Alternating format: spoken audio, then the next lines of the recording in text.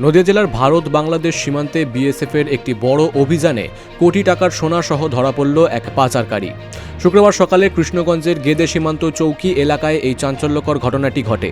BSF সূত্রে খবর, ৩২ নম্বর ব্যাটালিয়নের জওয়ানরা গোপন সূত্রে খবর পান যে গেদে সীমান্ত দিয়ে বড় কোনো পাচারের ছক কষা হচ্ছে।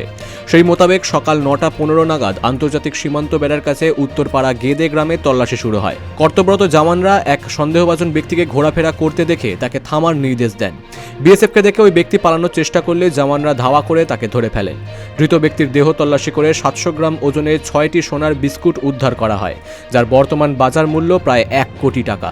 প্রাথমিক জিজ্ঞাসাবাদের পর বিএসএফ জানতে পেরেছে ওই ব্যক্তি একজন বাংলাদেশি পাচারকারীর কাছ থেকে সোনাগুলি নিয়ে অন্য এক ভারতীয় পাচারকারীর হাতে পৌঁছে দেওয়ার দায়িত্বে ছিলেন।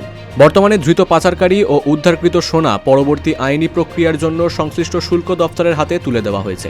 সীমান্তে চোরাচালান রুখতে বিএসএফের এই সাফল্যকে বড় জয় হিসেবে দেখছে কর্তৃপক্ষ। Bureau report, big news Bangla.